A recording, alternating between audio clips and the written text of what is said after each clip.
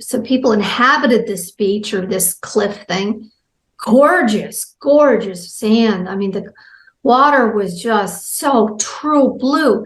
And then I was thinking a little bit about religion. I thought, wow, what happened to the tree of life? I haven't seen anything like that.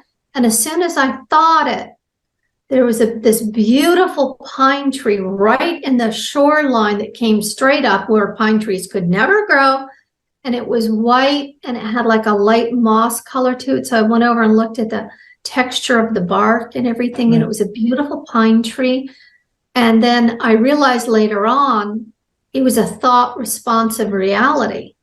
So we are in the third dimension. We are in physical reality. We are in the material world, this creation of Yaldabaoth or Satan or the fallen angel, or you may, this alien, the Anunnakis. I don't know what you may. I don't know the details. I don't know the specifics, but this seems to be what's going on according to the perennial philosophy of the whole thing. We're living this third dimension. Now, some people are suggesting that there is the fourth dimension, there is the astral realm, and then there is the fifth dimension, which is higher than that. So, what seems to be happening is that when people go out of body, when people die, they go into the fourth dimension. This fourth dimension is where the ghosts exist, where the demons exist. And as I said, people see the devil, people see these negative entities. When you go into some other ancient philosophies like the Tibetan Book of the Dead, they say literally that when you die, you're gonna see both the Buddhas of light and the Buddhas of darkness, or something like that, the demons or something of that nature. You will confront all of them, and there seems to be all of these things going in the fourth dimension. This is where people like Tom Campbell, like Robert Monroe, like these people who were doing the research in the Monroe Institute, where there is these documents from some government organizations saying that the whole thing is real. We seem to be living in some sort of holographic reality. This is where they meet the not so peaceful entities. Before I move forward, I would like to remind you that if you want to join the growing discussion on consciousness and would like to be notified on the latest scientific discoveries and theories surrounding this topic and how they connect to ancient mythologies and philosophies, please like the video, subscribe to the channel, as I'll try to upload at least one video per week as I continue with the outline. Now, a lot of people are suggesting that in this fourth dimension, in this astral realm, this is where all the heavens and the hells exist. Now, I made a video before in this channel talking about how we seem to create these hells, but now I am sad to report and to say that it seems that these hells are somewhat objective. People are reporting the same places with very specific things that happen in these places, and sort of the same experience where they go into these quote-unquote hells. But at the same time, people are reporting heavens, and they go into these heavens.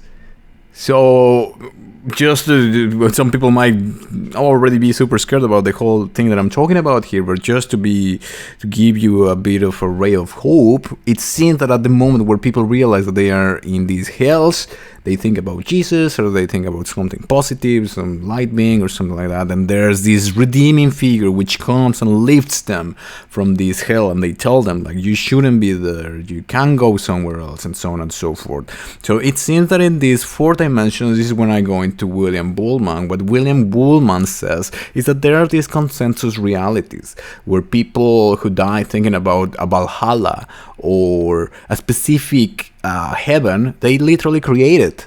And when a lot of people come together and create something, it exists. So if there's a lot of Christians who are afraid of dying, who are afraid of hell and the lake of fire, they're gonna create the lake of fire. And they're gonna be right there. And if they think they are not deemed to be able to go into heaven, that's exactly what's gonna happen, because there is free will at the end of the day. So it seems that in this fourth dimension, this is where people are channeling all of these beings. And when they say they channeled an angel, and the angels tell them, or the aliens, or Ra, or whatever you may call it, all these beings, that they tell them about a war and some sort of a higher epic, of a higher fantasy. It seems to be happening in the fourth dimension, where this is where people see the false light, and where they meet these beings who might be negative beings.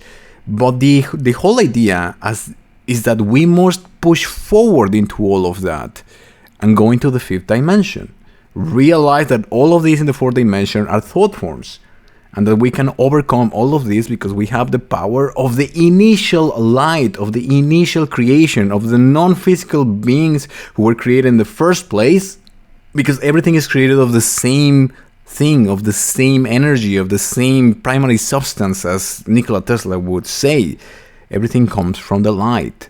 And there is only one of us at the end of the day. So this is something also that I'm going to be going into. At the end of the day, it seems that this oneness, when people experience just merging with the light, merging with everything, and just people go on and on and on and on in near-death experiences, in psychedelic experiences, saying that they feel how they connect to everything in the world. So this is something that is somewhat objective, that is happening as well. So the ultimate truth that these aliens are controlling us and we are their slaves.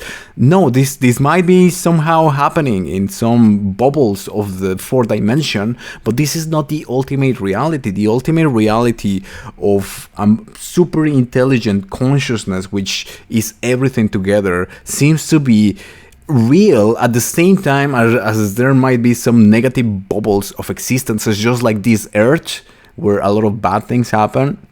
There might be things in the fourth dimension where bad things are happening as well, or where people are being deceived, or where there are these quote-unquote archons that are gatekeeping. But at the very end of the day, another theory that I've read upon is that everything is working together. This is why a lot of people, and this is another thing that I want to bring forward, it seems that through NDEs, there's a lot of care about people, and they tell them everything is going to be okay, everything is part of the plan, everything is part of the process, no matter what you do, it's always going to work out. And they are, when people explain these encounters with the light or with entities and so on and so forth, they say these entities know me, this God, this light knows me intimately, and they love me like I've never been loved before. So some of them are confronted with this question, because now in some of the channels and some of the interviews, they are told, what do you think about the soul trap theory? Do you think that you've been trapped or you've been lied to? And they say things like, there's no way, there's no chance, this is just too pure, this is too amazing. And I heard one saying, even if they were some sort of weird beings trying to trap me, with the love that they've shown me, with the acceptance that they've shown me, I think they are promoting something positive. This might be also part of it. What if these beings in the fourth dimension are trying to create existences, are trying to create specific ways of existence, the life on Earth, which might be a unique thing in the cosmos, and they want to keep it going. They want to keep the game going, so they need to keep people here. And maybe we are evolving within the planet Earth's existence, within the game of Earth, and we are truly evolving in this school of Earth to bring it to a higher purpose.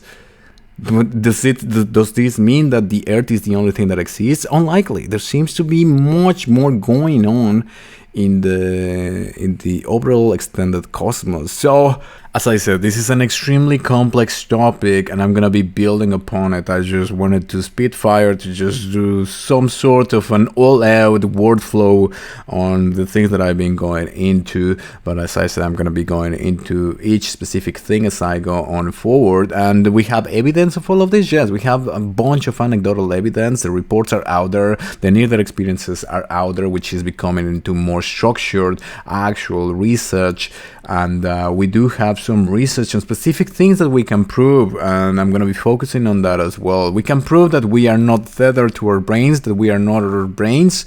We can prove that we live in a virtual reality, because quantum physics is pushing forward, and everything crazy about quantum physics has been proved to be real in the last few years. I have a lot of videos on this.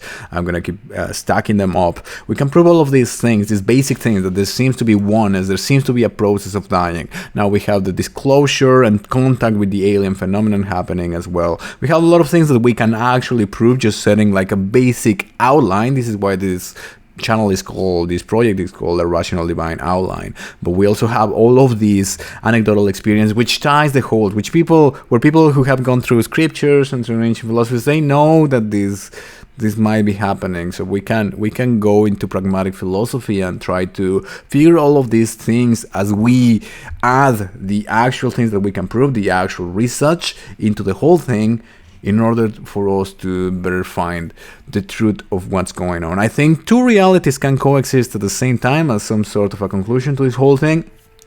Two realities can exist at the whole time, which, yes, we are trapped in a soul trap, we're trapped in a cycle of reincarnation. There might be beings who are in charge of Earth and might be trying to have their own creation. They might be the gods of this Earth, and at the same time there might be something higher. There might be this light, this ultimate love, this ultimate creation, this ultimate reality. They might be connected. There's this theory, as I said, that part of our evolution as souls is to see this soul trap, to confront the entities, confront the archons, and then the archons are gonna say, you made it. This was part of the test or whatever, now you go to the higher place. That might be the truth as well. I don't know, I don't have the final answer, as I say. Never believe anyone who says they have the final answer. I'm giving you things to look into. I'm looking into all of these things myself. So we're all gonna die. We're all gonna go and meet the Buddhas of light and the Buddhas of darkness, if you may. We're all gonna go through all of this. It seems at the end of the day that we are autonomous. We have the potential of the primordial source of energy, the primordial essence of, you may call it, God. We can go past everything. We can change any situation. We are immortal, it seems. We can create our own heavens or our hells. We have authority over our experiences as well. We must know this, and if we go into the other side, we must go with skepticism, without fear, and trying to figure out what's the truth behind the whole thing. Thank you so much for watching. If you find any value in the content that I'm putting forward, please consider supporting the project through Patreon on the links below. Likewise, you can like, share, subscribe, comment, or follow me on other social media so more people have access to this information. Thank you so much for watching, and maybe I'll see you in the next one.